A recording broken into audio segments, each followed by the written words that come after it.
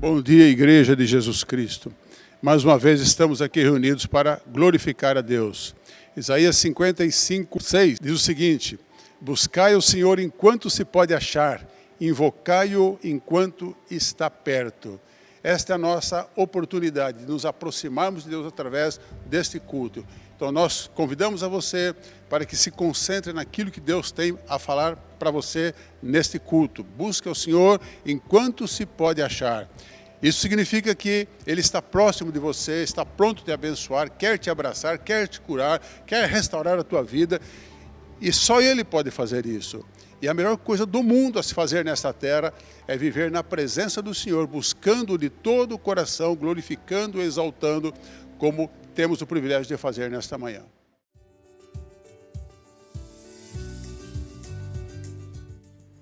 Agora temos o nosso momento de fidelidade e generosidade. É um privilégio para nós viver e participar desse momento. E quando a gente olha para a Bíblia, a gente vê outros momentos, outras pessoas que tiveram o privilégio de participar do reino de Deus, de entender o quanto que Deus é fiel e o quanto que Ele é generoso conosco. Se você abrir sua Bíblia, capítulo 8 de 2 Coríntios, versículo 7, Paulo diz o seguinte: todavia, assim como vocês se destacam em tudo, na fé, na palavra, no conhecimento, na dedicação completa e no amor que vocês têm por nós, destaque-se também neste privilégio de contribuir. Não estou dando uma ordem, mas quero verificar a sinceridade do amor de vocês, comparando com a dedicação dos outros. Pois vocês conhecem a graça de nosso Senhor Jesus Cristo, sendo rico, se fez pobre por amor de vocês, para que por meio de sua pobreza vocês se tornassem ricos. Este é o meu conselho, convém que vocês contribuam, já que desde o ano passado vocês foram primeiros, não somente a contribuir, mas também a propor esse plano. Agora, completem a obra, para que a forte disposição de realizá-la seja igualada pelo zelo em concluí-la de acordo com os bens que vocês possuem.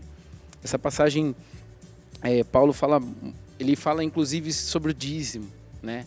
Porque ele conclui falando que contribuam de acordo com os bens que vocês possuem. O dízimo fala a respeito de 10%, ele é proporcional ao que a gente tem, ao que a gente possui, ao que Deus nos dá.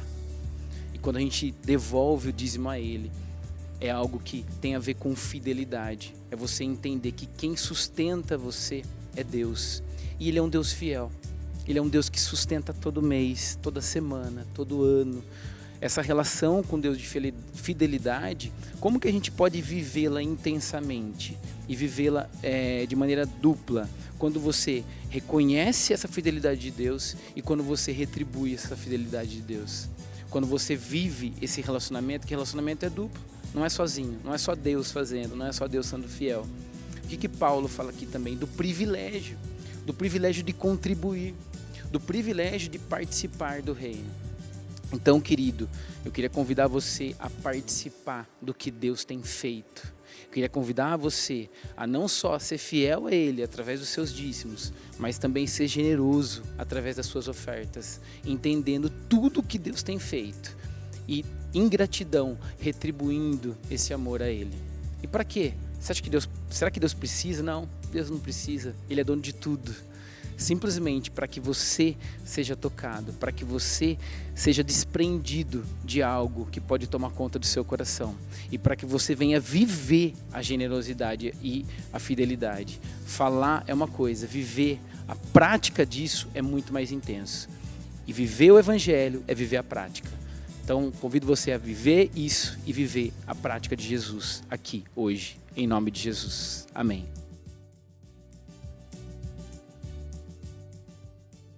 Olha para a pessoa do seu lado e fala: boa noite, você é filho amado de Deus. Em nome de Jesus, amém. Posso soltar um vídeo antes de começar a conversar? Beleza? Pode ser? É mais ou menos assim, né? A pastora Natália sobe aqui e fala assim, já sei que tem uma zoação nos corredores do castelo aí. A pastora Natália sobe e fala assim: fecha os olhos que o Espírito Santo vai falar com você. Pastor Hugo sobe e fala assim: pode soltar um vídeo para mim? Não é assim? Pois é, baixa a luz, solta o primeiro vídeo curtinho para a gente aí, Nailson.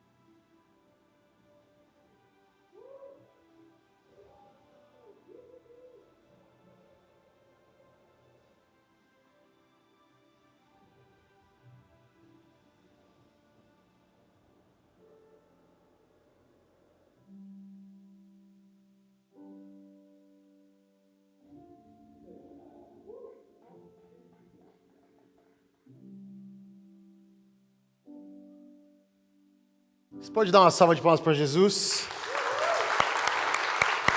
Glória a Deus, glória a Deus. Essa é a vinheta de abertura da nova série Expedição Fim do Mundo, que vai ao ar sexta-feira agora.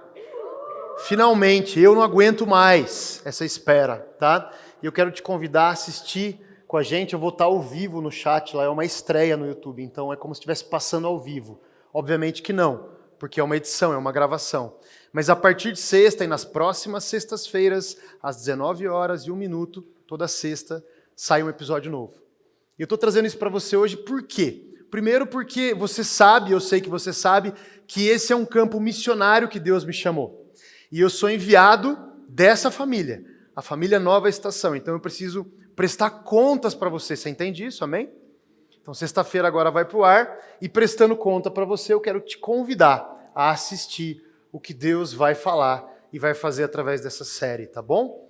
Tem muito de Deus, tem muito da palavra, tem muito de boas novas, tem muito de adoração, tem muito de princípios, tem muito de destravamento da alma masculina, tem muito do Senhor, do céu nessa série. E eu quero que você assista, que você seja edificado, e se você lembrar de alguém, envie essa série para alguém para que ele seja edificado também, tá bom? Mas por haver princípios nessa série, eu vou passar uma outra cena para você agora, 2 minutos, um recorte do primeiro episódio, que se você assistir na sexta-feira da semana que vem, você vai ver essa cena. A gente está no meio de uma série, a série é Famílias Fortes, e hoje é o encerramento dessa série, esse encerramento está comigo, e antes de começar a conversar com você hoje, eu quero e preciso que você assista o que é que vai para o ar, que tipo de conteúdo que a gente vai colocar lá. Pega o que Deus está falando através dessas cenas, tá bom? Pode soltar para a gente aí.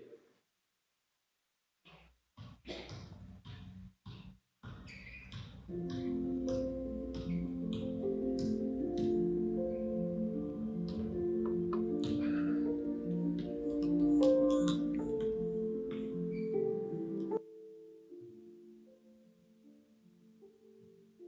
pensarmos bem, uma vida sem família é uma vida bem cinza. Família não é uma coisa importante, é tudo.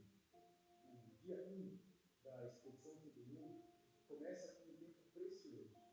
Israel e o Lucas, debaixo de um céu azul lindo, do sol que brilhava forte, curtindo um ao outro. Isso tão valioso. Aliás, essa semana precedendo o barco da expedição foi pegajosa. Os meninos sabiam que estava se aproximando o dia do pai sair e ficaram bem carentes. Normal, né? O Gael, com seus 8 anos, já consciente de tempo e distância, e o Mateus, com seus 8 meses, inaugurando uma expedição do pai na vida dele. A gente passou muito tempo juntos, valorizou a companhia um do outro. E foi bom, bom demais.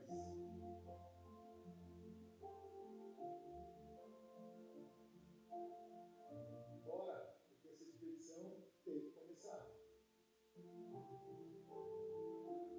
Minha cidade fica a apenas poucos quilômetros, aproximadamente 40 minutos do excelente aeroporto de Viracopos, em Campinas. E é por lá que a viagem vai começar. Nesse momento, eu estava repassando com os meus, onde eu estaria amanhã, daqui uma semana, 2 semanas, 3 semanas, até a volta para casa.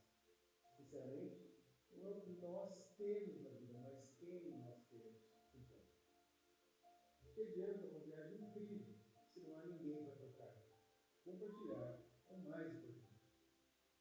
Casamento é aliança, é a união sagrada de homem e mulher escolheram se amar e se apoiar. E a Ana Paula, minha esposa de 16 anos, é especialista nisso. Sair de casa para uma expedição que envolve muito tempo e alguns riscos não seria a mesma coisa sem o apoio sobrenatural que essa mulher me dá. Quando eu abraço os meus e os deixo, eu os levo comigo. Essa jornada vai iniciar agora. Não é apenas para mim, é com eles. E é o tempo todo, por eles. Eu sou um aventureiro. E agora? Família é justamente amar e apoiar o outro por quem ele é, como seu designer de vida. Eu estou saindo de casa, mas eu sei sim que eles também. Nós todos continuamos fazendo parte de uma família maravilhosa.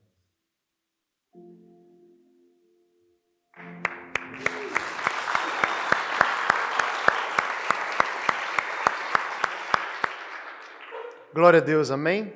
Amém, que essa série possa ser usada poderosamente nos corações das famílias do Brasil, em nome de Jesus, amém? Amém? Se puder, sexta-feira vamos estar lá, inaugurando esse novo tempo. Mas hoje o tema é casamento. E eu tenho muito temor de Deus, boca seca, para pregar sobre isso, porque casamento é a menina dos olhos de Deus. E eu não sei se você percebeu, se você viu explicitamente nesse vídeo, mas nesse episódio, nesse trecho, eu estou indo para uma aventura de moto, mas eu expresso claramente. Eu estou saindo, mas eu tenho uma família. Eu tenho uma família em casa e uma vida sem família é um negócio cinza. Minha esposa é fundamental no que eu vivo, em quem eu sou, e ela me impulsiona. Os meus filhos e a minha esposa, eles sabem que fazem parte de uma família forte. E eu também. Nós somos essa família. Nesse vídeo eu expresso publicamente que ser família significa apoiar e afirmar sobre o design original do outro, sem brigas e sem rejeição. Aí também eu fico de maneira bem clara com a mensagem exposta que casamento é a união entre homem e mulher. E ali a gente também fala que casamento é aliança. Querido, tudo isso vai ao ar, isso vai ser consumido, mas beleza, esquece um pouco a série. Eu estou conectando uma coisa com a outra porque está tudo conectado. Por que há a necessidade tão grande nesses dias de nós falarmos sobre esse assunto, casamento. Seja numa série de expedição de aventura, seja no púlpito da igreja, seja em casa. Por que é tão importante? Por que a gente tem que repassar esses princípios meio que detalhadamente de novo e de novo e de novo? Quando a gente decidiu pela série Famílias Fortes, quantos percebem que a gente tem tido várias séries aqui? Quantos amam as séries? É muito bom, né? A gente vai mais fundo, a gente consegue falar mais coisas sobre aquele assunto e acaba descendo mais profundo no assunto. Mas quando a gente decidiu pela série Famílias Fortes, a gente tinha uma dor em nós, uma dor que nos moveu. A gente precisa responder a essa dor. E eu não sei se você sabe, mas no Brasil, vou dar números para você em acordo com o IBGE, Instituto Brasileiro de Geografia e Estatística. No Brasil, a média de casamentos, ela se mantinha até 2015, e de 2015 para cá, a média de casamentos vem caindo. 1.200.000, 1.100.000, 1.050.000, 1 milhão, e já está na casa de 900.000 casamentos por ano. Então, as pessoas vêm se casando menos no Brasil. E é o mesmo passo em que o casamento vem caindo, a taxa, o índice de divórcio, dentro do que nós temos de casamentos no Brasil, vem aumentando. Então, vou dar números para você. Um recorte de 2015, para que você compare com 2021. Em 2015, o índice de divórcio, o número de divórcios em relação ao número de casamentos, era 28% em 2015. Em 2021, esse número salta de 28%, você vai assustar, eu assustei. Eu conferi em várias fontes isso. 28% para 40%. A cada 10 casamentos, 4 acabam em divórcio, atualmente. E agora tem mais um número. Lá em 2015, dentro dos divórcios, 40% desses divórcios, o casamento tinha em média 20 anos ou mais. 40%. Agora, dos divórcios, 50% tem menos de 10 anos de casado. Então, há uma mudança muito grande, e eu quero falar com você sobre isso hoje, porque a banalização do casamento é real. Olha para o lado e fala assim, esse assunto é sério, esse assunto é no amor, e nós estamos sendo edificados pela palavra de Deus, em nome de Jesus. A maior motivação, querido, desses divórcios, lá em 2021, em primeiro lugar, que tem que ter lá a razão pela qual está ocorrendo o divórcio.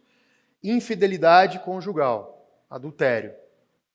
A segunda razão, desgaste na relação ou incompatibilidade. A terceira, violência doméstica. Essas são as 3 primeiras razões, tá? A maior delas, então, é infidelidade conjugal. E hoje, eu sou o mensageiro que vai tratar esse assunto à luz da palavra de Deus. Então, à luz da palavra de Deus, eu quero começar dizendo, chega, basta. A gente precisa encarar esse assunto de frente. Quantos vêm comigo? Amém? Amém? Então, hoje eu quero e eu preciso ser muito objetivo com você, até porque a gente não tem tempo para falar demais sobre isso hoje, nosso tempo é curto. A gente vai ter que pegar o básico, e talvez você pense assim, mas Hugo, falar o básico de casamento, isso é básico demais. Isso não é, sei lá. Deixa eu falar uma coisa pra você, querido. Básico é camisa da Hering. Eu adoro, não tenha dúvidas, no meu aniversário você pode me dar uma camiseta azul marinho, porque eu preciso de cor, senão eu sumo. Verde escura, azul marinho, tá bom? Básico é camiseta da Hering. Isso que nós vamos tratar hoje é casamento. E casamento não tem nada de básico. É fundamento. Fala assim, glória a Deus pelo fundamento. E se você ou eu formos aqueles que ignoramos fundamento no casamento, serei eu ou você, que ignorou o fundamento do casamento, o próximo a ser surpreendido pelo divórcio. Então a gente precisa tratar isso. E precisa tratar à luz da palavra. Abra a Bíblia, 2 Timóteo, capítulo 4. Vamos ver o que Paulo está dizendo. 2 Timóteo, capítulo 4. Entre os versículos 2 e 4. 2 Timóteo, Paulo está dizendo no capítulo 4, a partir do versículo 2. É o Paulo, você já sabe como é o Paulo, né? Paulo mira e vai. Pregue a palavra, esteja preparado a tempo e fora de tempo. Repreenda, corrija, exorte, com toda paciência e doutrina. Pois virá o tempo em que não suportarão a sã doutrina. Pelo contrário, sentindo coceira nos ouvidos, segundo os seus próprios desejos, juntarão mestres para si mesmos. Eles se recusarão a dar ouvidos à verdade, voltando-se para os... Está escrito aí? Mitos. Então, no versículo 4, eles se recusarão a dar ouvidos à verdade, voltando-se para os mitos. Deixa eu falar uma coisa para você hoje. Chega de mitos. Chega de mentiras. Nós vamos encarar algumas hoje, amém? Feche seus olhos e ora comigo assim. Senhor, eu abro o meu coração. É a tua palavra, é o teu espírito. Eu peço, esquadrinha-me, sonda-me, ensina-me. Me faz agora estar à vontade na tua presença para aprender, para crescer, para ser discipulado, para me sentir em paz, com a paz que excede todo o entendimento. E pela tua palavra e pelo teu espírito, saber que sim, o Senhor é Deus em minha vida, em nome de Jesus. Quantos podem aplaudir o nosso Deus? Glória a Deus. Glória a Deus. Então você está liberado para receber a palavra. E o que é a palavra? O que é a doutrina? O que o ensino diz sobre casamento? Eu quero falar algumas coisas para vocês aqui, como a gente não tem tempo, a gente vai direto na jugular, a gente vai direto nos pontos que a gente precisa atacar. Alguns mitos, algumas mentiras sobre casamento que a gente acaba, até por uma questão social, acomodação e tal, a gente acaba aceitando e a gente acaba se movendo um dia, 2 dias, 1 ano, 10 anos e de repente a gente acha que é normal. E não é. Pelo menos à luz da palavra do Senhor. Então, o primeiro mito ou mentira que eu quero quebrar com você hoje é: Deus é responsável pela união. Sabe aquela história assim, ó? O Senhor escolheu a Ana Paula para mim. É por isso que eu casei com ela. Foi Deus quem me deu ele. Eu cheguei no lugar e tinha uma luz bem em cima da cabeça, sem cabelo dele, e eu pensei, é a glória de Deus apontando uma seta para mim, bem claro, que aquele gato careca é para mim. Obrigado, Senhor. Sabe? Ou, meu casamento é feito no céu, eu só tomei posse. Então, o primeiro mito, estou dando frases para você entender o que eu quero dizer, é quando a gente diz que Deus é o responsável por escolher para nós a pessoa que a gente está casado, ou que a gente vai casar. E essas afirmações, querido, elas são mentiras, elas não são verdades. Calma que eu vou lapidar. Mas elas são mentiras, elas não são totalmente verdadeiras. Olha só, a escolha do cônjuge é nossa responsabilidade, fala, é minha. Solteiros, eu quero ver vocês, solteiras e solteiros, dizendo, a escolha é minha. Muito bem. Agora o casado olha no zóio do outro e fala, você é a minha escolha. Pode olhar, gente. Muito bom. Olha só o que eu leio para você. O que 1 Coríntios diz lá no capítulo 7, versículo 39. A mulher está ligada a seu marido enquanto ele viver. Mas se o marido morrer, ela estará livre para se casar com quem quiser, contanto que ele pertença ao Senhor. Vamos lá. Paulo está dando aqui uma régua para a gente. Se o marido dela morrer, ela está livre para se casar, contanto que ela se case com alguém que pertence ao Senhor. Livre quer dizer o quê? Quantos creem que o que Paulo escreve em 1 Coríntios é a palavra de Deus? Amém. Então, quando Paulo diz que quando alguém morre, ou alguém que fica está livre, livre é o quê? Você pode casar de novo, você pode escolher quem você quiser. Mas a parte que eu quero pegar com você aqui é que existe uma liberdade. Olha, vocês não estão mais casados. Ok, beleza. Morreu alguém. Você é livre para escolher quem você quiser. Então, você que vai casar, que está namorando, que está noivo, que está solteirona ainda, não está nem namorando nem noivo, ou você que casou, você precisa assumir uma responsabilidade. A escolha é sua. Você é livre para escolher quem você quiser. Não dá para a gente dizer assim, é porque foi Deus que escolheu. Porque senão, Deus às vezes vai escolher errado. As coisas vão dar errado, você vai falar o quê? Deus escolheu aquela hora, mas daí ele mudou de ideia. Deus não escolhe seu par, é você que escolhe. Mas, aqui no texto, tem um negócio assim, pode casar com quem quiser, contanto que ele, ou ela no caso, pertença ao Senhor. Então, há aqui uma restrição. Uma restrição que trata de um erro comum, que é o tal do jugo desigual, entre eu que carrego uma fé, me unir a uma pessoa que não carrega a minha fé. Paulo vai falar isso lá em 2 Coríntios 6, eu não vou ler agora, você já leu, não vou abrir agora, depois você abre, que isso tem um nome, jugo desigual. Que os dois não têm a mesma fé. Só a Bíblia, tá? Não tem nenhuma opinião minha aqui. Minha opinião é estrume em relação ao que a Bíblia está dizendo. E há um paralelo no Velho Testamento, quando Moisés tem que resolver uma situação lá atrás. Isso está lá em Números. Chegam para Moisés, tem as tribos, e tem a questão das filhas que estão se casando com gente de outra tribo, tal, e não sei o quê. Moisés, resolve esse negócio, cara. Porque senão a herança de uma tribo vai para outra tribo, e não sei o quê, e pai, Moisés fala assim, pera, que eu vou questionar o Senhor. Quero entender o que o Senhor pensa disso. Então, Moisés vai ao Senhor, pergunta para o Senhor, o que você está pensando aí disso aqui, Deus? Volta, e a resposta celestial, a resposta que vem de Deus, não foi Moisés tomando a decisão assim, olha, vamos jogar pedra aqui e o que der, deu. Não. A resposta do céu, lá em Números 36:6 é isto que o Senhor ordena quanto às filhas de Zelofeade. Elas poderão casar-se com quem lhes agradar, contanto que se casem dentro do clã da tribo de seu pai.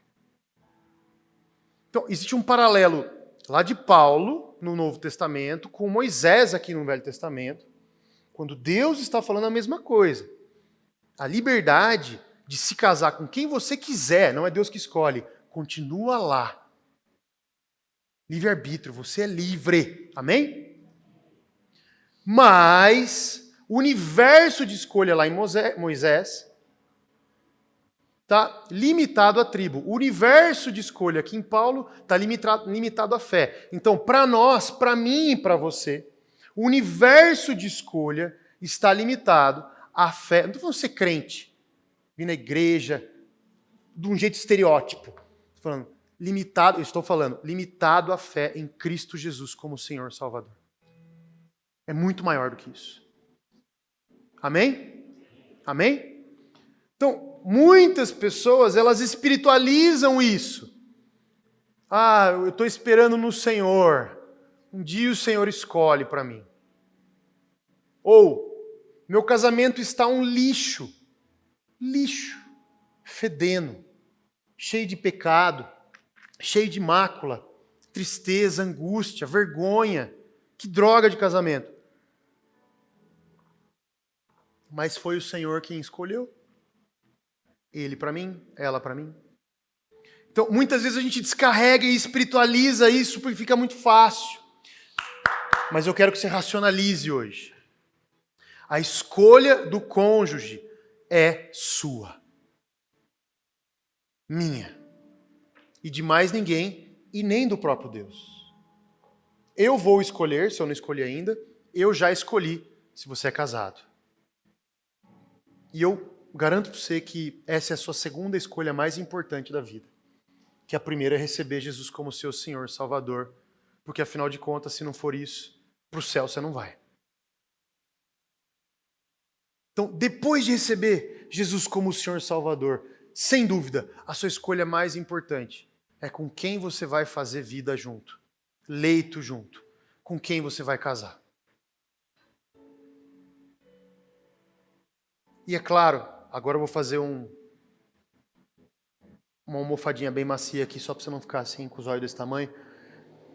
É importante você saber que Deus pode falar com você qualquer coisa. E sim, Ele pode confirmar para você que aquele cônjuge, aquela cônjuge... Cônjuge é uma palavra estranha, mas é o nosso português, tá bom? Que aquele noivo, aquela noiva, aquele namorado, aquela namorada, pode vir a ser seu cônjuge, sua cônjuge, tá bom? Deus pode confirmar para você. Deus pode falar qualquer coisa para você. Amém. Você pode orar pedindo confirmação de Deus. Mas não empurra nas costas de Deus o negócio. Tá dando ruim porque o Senhor escolheu para mim. Ou, não tomei a decisão até agora porque o Senhor não mandou ninguém para mim. Deus não escolhe o outro para você. É você que escolhe. Nunca será Ele quem vai escolher para você. Sempre será você. Amém? Quantos estão comigo? Olha para o lado e fala assim, o papo está sério, mas é bom que você saiba que está vindo a Bíblia. Amém. Olha para mim de novo o segundo mito ou mentira. Eu estou atrás da minha metade. Oh, isso é romântico. Isso é série, Netflix. Isso é lindo, isso é filme da Disney, a Bela e a Fera. Essas coisas todas. Mas não é bíblico. A perspectiva está errada. A perspectiva do tô atrás da minha metade, ela está nesse lugar assim, ó. Eu sou incompleto e preciso de alguém que me complete. Então a expectativa de um ser humano incompleto é uma expectativa extremamente perigosa. Porque ela olha para outra pessoa pensando assim, você precisa corresponder ao que eu preciso. Você está aqui como escravo das minhas carências, das minhas vontades, das minhas emoções, do meu prazer, do meu estômago, do meu tempo. Você é meu. Você é a metade que me mandaram, que estava faltando. Então, olha que expectativa errada. E aqui tem um perigo enorme nisso. Porque duas pessoas que se casam com essa expectativa de você vai me completar, isso é zero bíblico, você vai me completar, é como se fossem pulgas. Duas pulgas que se casam sem um cachorro para ser parasita. Duas pulgas e um cachorro. Duas pulgas precisando de sangue, precisando... Você é merda. Mas não tem cachorro. Duas pulgas sem cachorro, os parasitas vão ficar loucos, de fome, de carência. Tem uma coisa que eu sempre falo quando eu caso alguém. Eu já fiz 14 casamentos até hoje. Eu fui lá ver hoje, deixa eu ver que casamento que eu fiz. Falo em todos os casamentos, todos. Se você me convidar para eu casar o seu, eu vou falar no seu também. Já anota aí. Se você está casando para ser feliz, pula fora. Não deu tempo ainda, não fiz a oração final. É verdade, isso é 100% verdade. Ninguém casa para ser feliz, casa para fazer feliz. Pulga casa para ser feliz.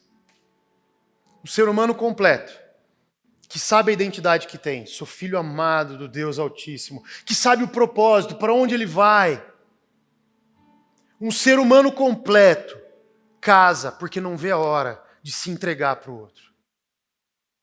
Casa porque não vê a hora de falar assim, se você não fizer nada, nem um minuto da sua vida para mim, eu vou te amar até o último momento.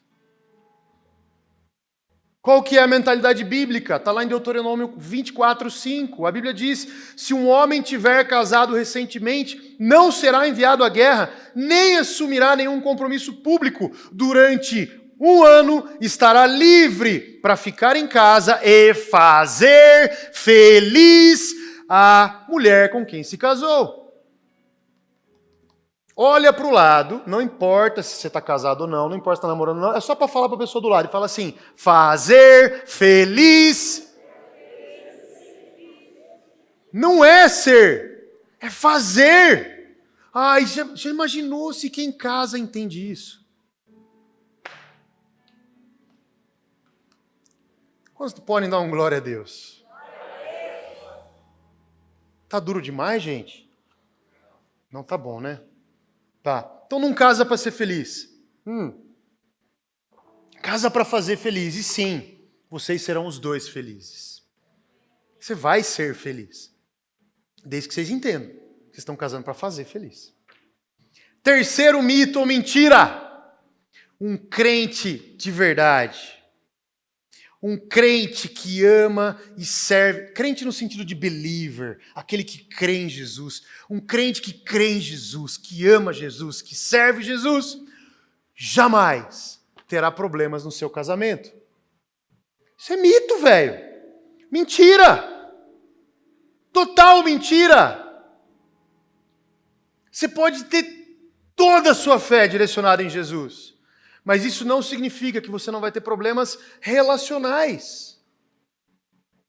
Nós, individualmente, eu, Ana Paula, você, o seu cônjuge, seu noivo, noiva, namorado, namorada, o seu futuro noivo, namorado, namorado, nós temos coisas que são muito diferentes. Eu e Ana Paula, temperamentos completamente opostos. DNA completamente opostos. Ela é judia alemã, gente. Olha para a cara dela. Olha para a minha cara, de italiano estragado, fugindo da guerra. Né? Olha só como a gente é diferente. A gente é diferente em várias partes. Nosso temperamento, nosso DNA. Nós crescemos em ambientes com cultura familiar diferente. Se pregava uma coisa diferente na mesa, se falava uma coisa diferente de domingo, no Natal, na Páscoa. Quando uma coisa dava certo, quando uma coisa dava errado, sobre o trabalho, sobre a vida, sobre o vento, sobre o raio que cai durante a chuva. Aí vem eu e a Ana Paula, a gente casa. Pum! Tudo isso é uma química explosiva, porque quando eu olho para ela e falo assim, nossa, você é tão diferente de mim, que graça isso, que coisa boa, eu estou procurando alguém diferente, nossa, a gente é a tampa e a panela, isso é lindo. Quando você casa, as diferenças, a química que atraiu, quando você casa, é a química que fica dando choque. Fala, cara, por que você pensa diferente de mim? Não era mais fácil você pensar tudo igual eu? É assim que a gente fica, nas diferenças. Então, essa química é explosiva. Não tem ninguém igual você. E deixa eu te falar uma coisa, solteirinhos, solteirinhas. Não vou olhar para vocês quando eu falo, finge que vocês não estão aqui, tá bom? Quando vocês encontrarem alguém falando assim, nossa, é igualzinho eu. Cara, isso é lenda também, tá? É outro mito, já quebrei já. Não existe ninguém igualzinho você. Não existe nenhum DNA igual ao outro. Tá bom? Então, nós somos diferentes, a química é explosiva. E aí? O que eu faço agora? Sento e choro? Não, porque Deus fez tudo com muita sabedoria. Provérbios 27 diz, assim como o ferro afia o ferro, o homem afia o seu companheiro. E essas diferenças, querido, elas estão nesse provérbio. Qual que é o motivo dos antigos afiarem o ferro? Imagina o ferro sendo afiado, aqueles fogo voando assim, aí o cara bota lá no fogo, vem, pem, pem, pem, pem. Os caras afiavam ferro porque aquilo precisava se tornar uma ferramenta valiosa, uma ferramenta boa, que funcionava bem. Então o cara afiava espada para ir para a guerra e cortar um nego no meio. Afiava a faca para poder pegar o coelhinho, o cordeirinho e preparar rápido o alimento. Afiava o machadinho para ir lá na hora que vai cortar a lenha, tum, tum, tum, a lenha está pronta. Não precisa ficar lá. Então, afiar é importante. E é assim que a Bíblia coloca a relação de dois. Uau! Só que para afiar sai fogo, pancada, barulho, tem. O que o Senhor está mostrando aqui? Que esse negócio, esse ambiente da diferença é justamente um ambiente bom. Onde você vai ser afiado. Onde eu vou ser afiado. Aí vocês olham para mim assim, Não é possível, eu estou sendo afiado demais. Deixa afiar! Querido, quando eu casei com a Ana Paula, eu era terrivelmente ruim perto dela. Eu chegava em casa reclamando das coisas, criticando. E aí vem ela, Ana Paula, o nome dela é Ana Paula, paz que excede todo entendimento milanês della Rosa. E aí ela não está aqui, ela está atendendo... Está aqui, está lá, a paz que excede todo entendimento, está atendendo o Huguinho lá, que é aquele ali, Fire in the Hall. E aí, eu chegava em casa, não, porque isso aqui vai dar errado. Parecia um moleque, uma criança mal criada. Ela falou, calma, que feio você pensar assim, já mandava na testa já, tá? Ela nunca deu tiro no pé, foi sempre no peito e na testa. Que feio você pensar assim, credo, parece criança. Nossa, que raiva dela. Tem. Ela estava afiando eu. Quando ela pregar, ela conta as afiadas que eu dei nela também, tá bom? Mas o que eu quero dizer para você é que você que está se relacionando, vocês estão treinando um ao outro. Vocês estão o tempo inteiro usando a diferença que vocês percebem para melhorar o que ele não percebe que está do outro lado. Por isso que faz barulho, por isso que sai faísca, é ferro afiando ferro. Precisa melhorar. E aí a gente melhora, amém? Você quer melhorar? Deixa afiar. Tá bom? O que eu quero dizer para você aqui nesse ponto, desse mito, é que a gente não pode fantasiar que nós não vamos ter problema. Tá bom? Isso é fantasia, isso é bobagem. Mas também a gente não pode fantasiar que nós vamos resolver tudo na oração. Tá? Assim, não, nosso casamento tá ruim, então eu vou ajoelhar e orar. Ora, ajoelha e ora, mas depois que você levantar, vai lá e conversa. Precisa afiar. Tem. Precisa ter barulho. E às vezes tem um atrito, tem uma discussão, tal, mas é para o bem. É para a restauração. É para a aliança. Amém? Quantos estão comigo? Quantos estão felizes? Glória a Deus. Quarto mito ou mentira. O divórcio é uma saída ou solução para problemas conjugais. Esse é um mito. E esse, na verdade, é o pior deles. É o pior argumento, é a pior verdade, não é uma verdade, é a pior palavra que está disseminada hoje na sociedade. Talvez você fale assim, meu coração é bom, eu acho que todo mundo pode ter o divórcio como saída. Tudo bem você pensar assim, mas não é bíblico. Mateus, abre comigo. Mateus capítulo 19, dos versículos 3 a 9. Mateus capítulo 19, dos versículos 3 a 9. Sempre lá estão os fariseus. Os farisa chegando em Jesus e falando assim, qual é? Vamos ver se é bom mesmo. E aí Jesus dá aquelas respostas que ele mostra se ele é bom mesmo ou não. Né? Então está aqui, lá em Mateus 19, a partir do versículo 3. Alguns fariseus aproximaram de Jesus para pô-lo à prova e perguntaram-lhe, é permitido ao homem divorciar-se de sua mulher por qualquer motivo? Ele respondeu, vocês não leram que no princípio o Criador os fez homem e mulher? E disse, por essa razão o homem deixará pai e mãe e se unirá à sua mulher e os dois se tornarão uma só carne? Assim, eles já não são dois, mas sim uma só carne. Portanto, o que Deus uniu, ninguém os separe. Perguntaram eles, então, por que Moisés, os caras eram rápidos, por que Moisés mandou dar uma certidão de divórcio à mulher e mandá-la embora? Versículo 8. Jesus respondeu, Moisés lhes permitiu divorciar-se de suas mulheres por causa da dureza do coração de vocês, mas não foi assim desde o princípio. Versículo 9. Eu lhes digo que todo aquele que se divorciar de sua mulher, exceto por imoralidade sexual, e se casar com outra mulher, estará cometendo adultério.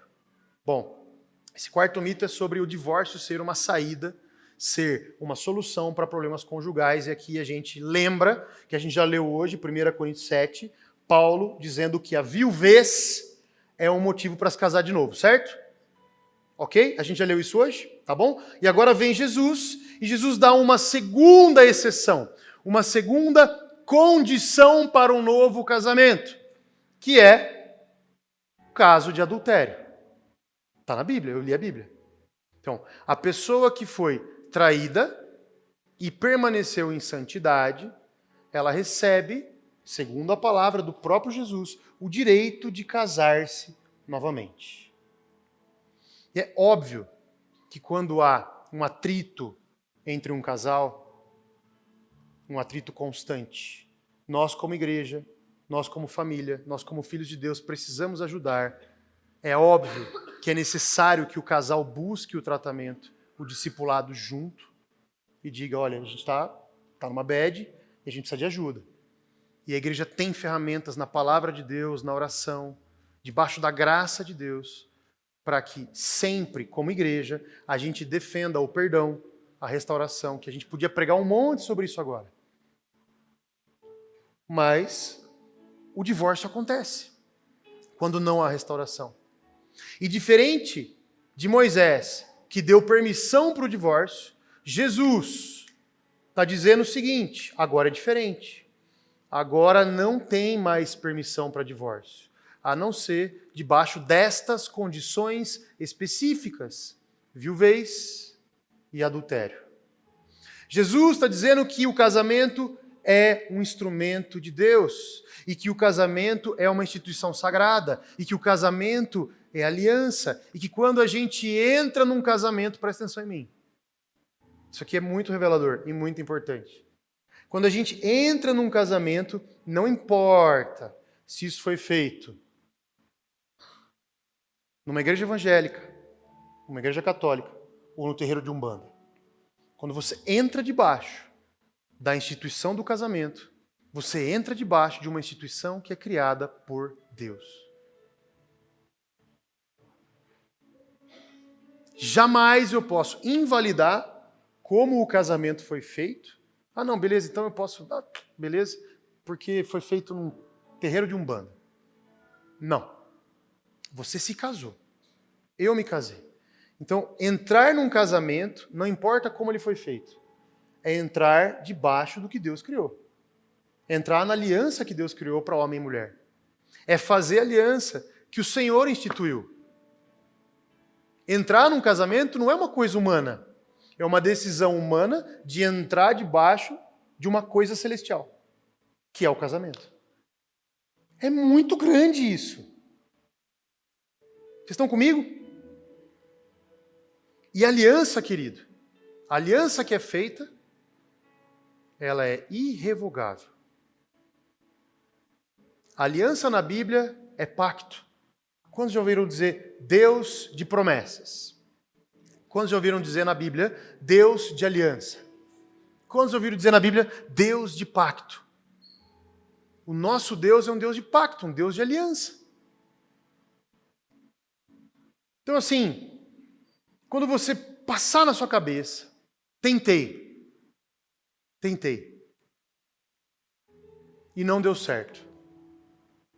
Tentei, mas não deu certo.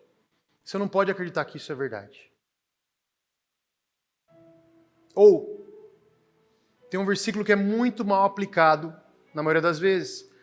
Aqui, a gente leu aqui em cima, o que Deus uniu, ninguém separe. Então assim, eu tenho um casamento ruim, mas o meu casamento é ruim porque não foi Deus que uniu. Foi o Satanás que me enganou. Ou, fui eu que era muito imaturo e acabei me casando, tal. Então esse casamento não tem valor, porque é o que Deus uniu, homem nenhum separe. Então não foi Deus que uniu a gente. Foi um erro meu, bobo.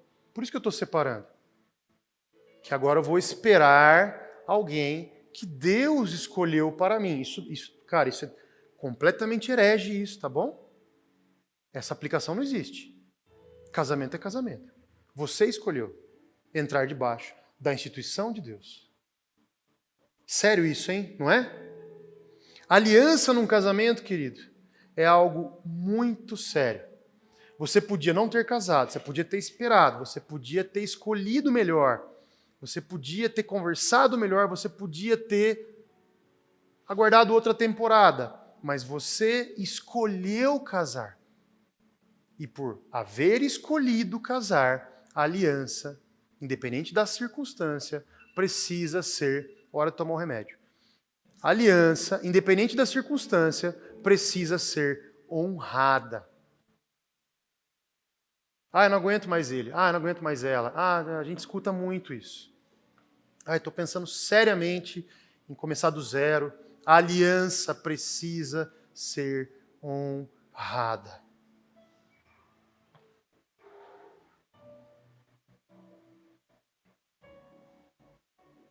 Aliança, querido, não é contrato.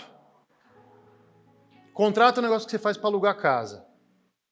Contrato é um negócio que você faz para financiar o carro. Contrato tem uns termos lá, mas não tem promessa no contrato.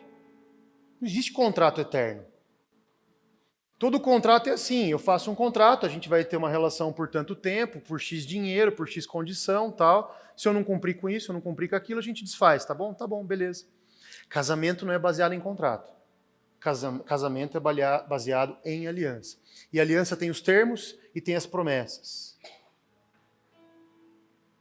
Quais são as promessas de uma aliança? São as promessas do compromisso. Eu prometo te amar, te honrar, cuidar, respeitar, ser fiel, ser submissa, suprir suas necessidades. As promessas, elas indicam o que nós vamos fazer. É a nossa ação dentro do casamento. E isso dentro dos termos. Promessas e termos. A aliança é feita de promessas e termos. Que termos? Na alegria, na tristeza, na saúde, na doença. Então, querido, nem sempre o casamento ele vai vir só com flor. Nem sempre ela vai estar gata, cheirosa, bonita, exposta. Nem sempre ele vai estar galanteador, trabalhador, bolso cheio, para curtir, para comer no restaurante, para viajar, para comprar presente. E no dia que vier a frustração com quem o outro tem sido, em vez de gastar energia em ficar dizendo, minha vida é muito difícil, vai lá, senta e fala, a gente pode melhorar nisso aqui, eu vou te ajudar. Como eu posso te ajudar? Como eu posso ser alguém que te ajuda nesse sentido? Amém? Amém? Por tudo isso, querido, divórcio não é mais uma saída para problemas conjugais. E aqui eu quero passar em 2 últimos mitos aqui, que eu não vou pregar sobre eles, mas é só para quebrar mesmo, tá? Já que eu estou aqui. Tem um negócio que a gente escuta sempre, que é assim, ó, tá tudo pronto para o nosso casamento. O nosso casamento vai ser dia fulano de janeiro de 2030. Ai, tá lindo. Vai ter uma flor que tem um nome tal. A banda vai tocar tal música com violino quando eu entrar. O meu vestido vai ter 12 camadas, um para cada tribo de Israel. Minha maquiagem vai parecer o leão de Judá. E aí, a nossa lua de mel vai ser nas Ilhas Patmos. E eu vou chegar de helicóptero presidencial. O helicóptero do Obama. Não sei de onde veio isso. E aí pensa, e fica os dois. Vi muito isso, hein? Fica os dois. 6 meses, 1 ano, 2 anos, 3 anos, pensando em pagar isso, em pagar aquilo, em fazer isso, fazer aquilo. Aí a menina fica brava, tô chateada porque você não fala do nosso casamento. Aí que fale daquela noite do casamento. Porque ela é mais sensível, é óbvio. Tá tudo bem, se você é assim, continua assim. Tá? E aí pensa tudo dessa noite. Pensa tudo da lua de mel. Só faltou um detalhe, o dia 2. O dia 3. A semana seguinte. O mês seguinte. Tá, a gente casa no salão tal, na chácara tal, o pôr do sol, 6h18, vai pegar foto tal. Beleza. Bota no Instagram. Casamento mais incrível das Américas dos últimos tempos. Uau. Vira a página, dia 2 está em branco. Quem a gente é junto? Para onde a gente vai? Por que a gente está escolhendo estar junto a vida inteira? Pelo que nós vamos trabalhar? Ai, sei lá. Só sabia que você estava falando para mim que você era bom de cama e que a nossa lua de mel ia ser legal. Nossa, que absurdo. 100% verdade. Isso acontece muito isso. Então, em vez de acreditar na mentira que o seu casamento é o dia 1, acredite na verdade que aquele é só o primeiro dia do seu casamento. Capricha nele, tá tudo bem. Mas capricha no segundo, capricha no terceiro, capricha no próximo mês, capricha no destino que vocês escolheram ter juntos. Amém? Quantos estão comigo? Quebra essa mentira de que o casamento é o primeiro dia. E essa que eu vou falar também. Casamento homoafetivo. A Bíblia é muito clara e existem duas opções de casamento na Bíblia. É verdade. Aliás, existem duas opções só para quem quer casar ou não na Bíblia. É isso que eu quero dizer. Uma é a opção de casamento heterossexual monogâmico, ou seja, sexo oposto, uma pessoa só. A outra opção é celibato. Ou eu caso com uma pessoa do sexo oposto e sou monogâmico, ou sou celibatário. O que é ser celibatário? Não tem ninguém. É uma vida como a de Paulo, por exemplo. Ou como a de Jesus. Ah, mas perante a lei existe o casamento homoafetivo. É verdade. Você tem razão, existe. Numa sociedade caída e longe dos princípios da palavra de Deus, que votou e elegeu legislativo, executivo, que colocou leis que não tem nada a ver com a palavra de Deus. É verdade. Nessa sociedade caída e distante da palavra de Deus, existe casamento homoafetivo. É verdade. Você tem razão. Mas na Bíblia, não. E aí eu vou partir para a minha conclusão. Mas de tudo que eu ministrei hoje sobre casamento, todos os mitos, todas as coisas que eu falei, talvez você tenha uma opinião pessoal. Como eu tenho sobre muitas coisas. Coloca a imagem para nós aí, Nailson. Eu já usei essa imagem aqui.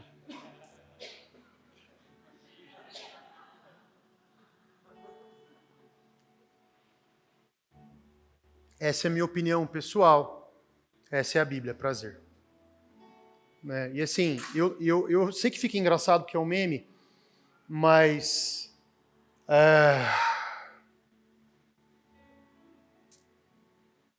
quando a gente fala sério, a gente fala com a Bíblia. Eu discordo. Eu amaria ouvir a sua discórdia. Me conta. É porque eu penso isso. Você pensa. Eu abri mão de pensar.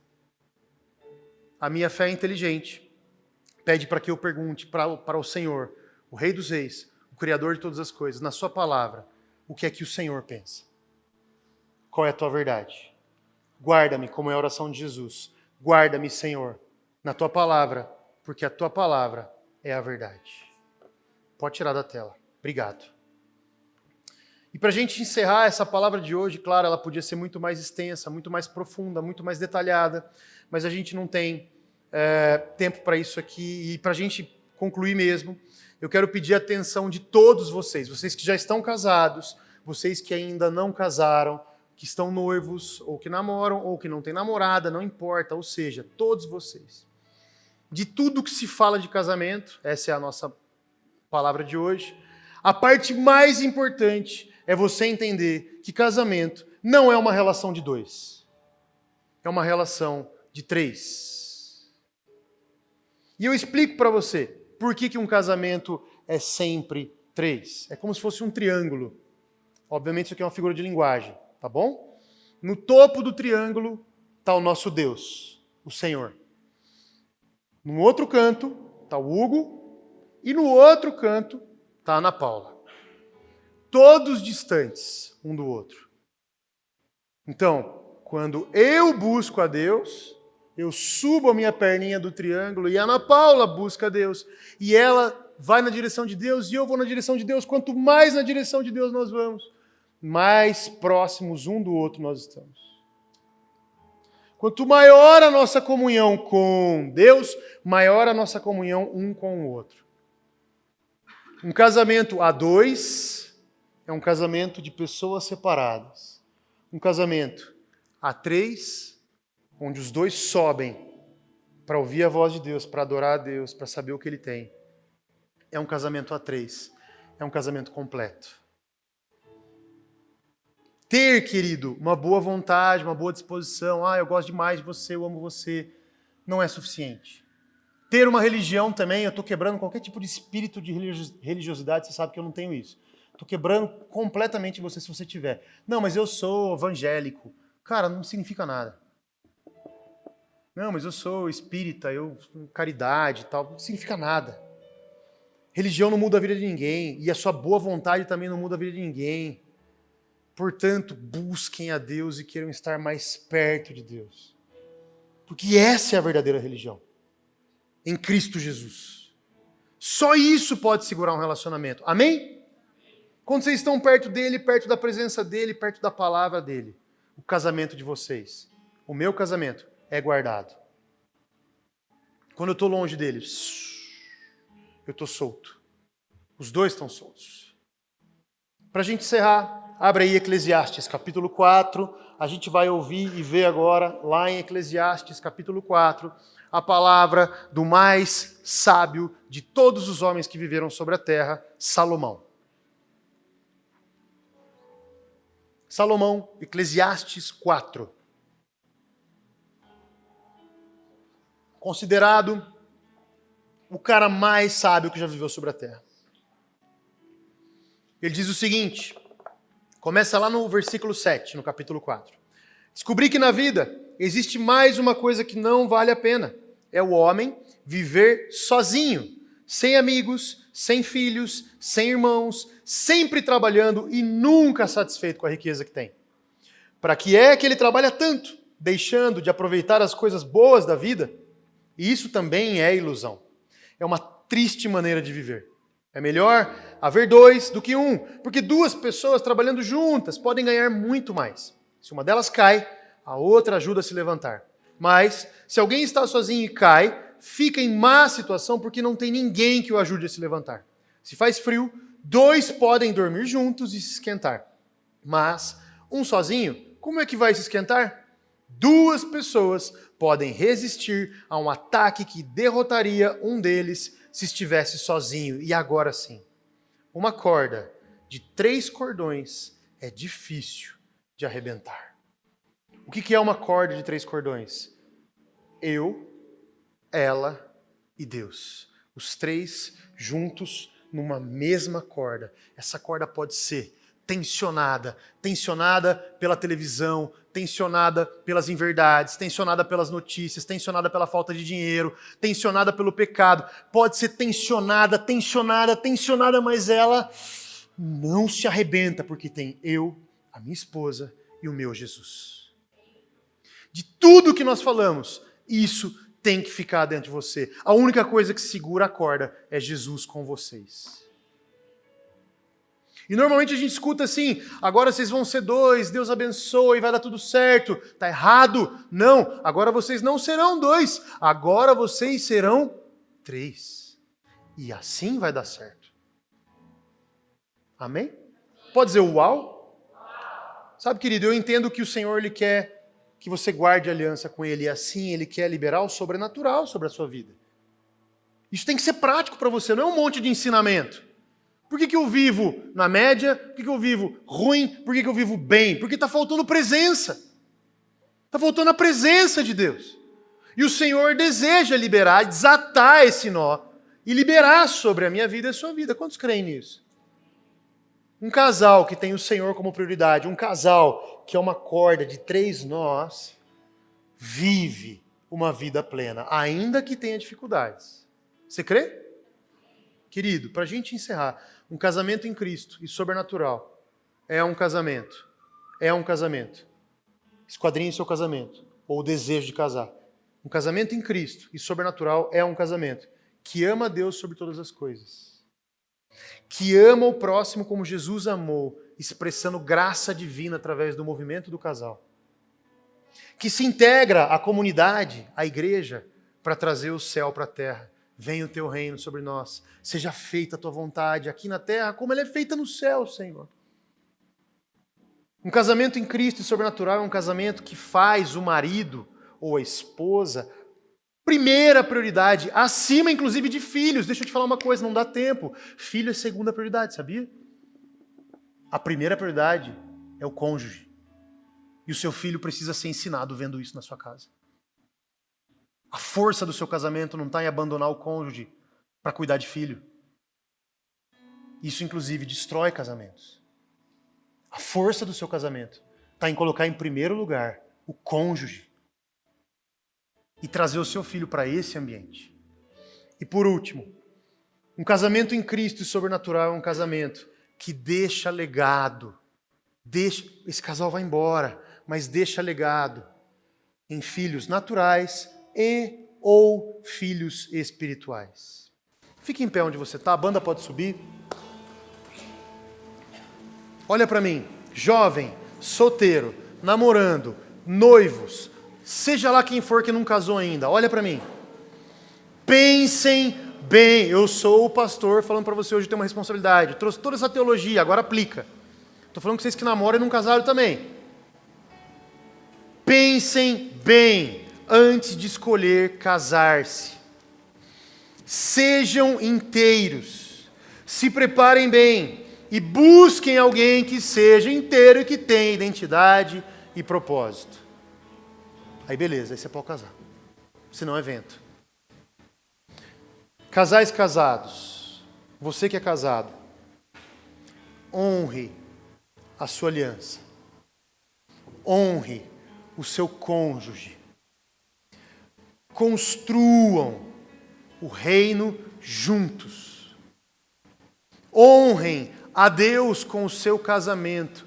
Que o seu casamento seja um lugar explicitamente de adoração. Não debaixo do pano. Não de vez em quando. Mas quando as pessoas olharem para você, elas falam, esse casal está vendo para Jesus.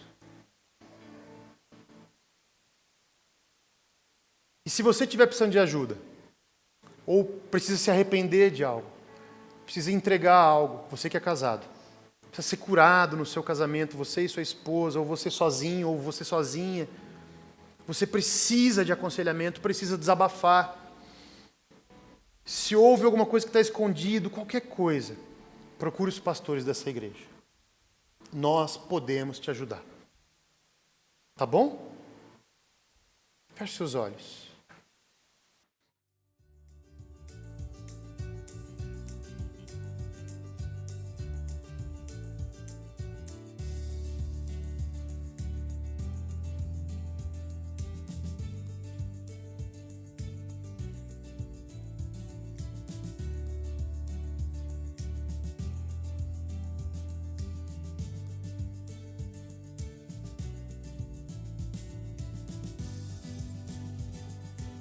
Que bom que você acompanhou esse culto online junto com a gente.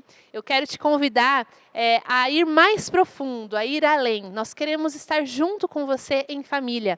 Então, pegue seu celular, aponte a câmera do seu celular para esse QR Code que vai aparecer na tela. Ali você vai encontrar mais informações sobre as células. Nós queremos nos conectar com você. Que o Senhor te abençoe e tenha uma excelente semana.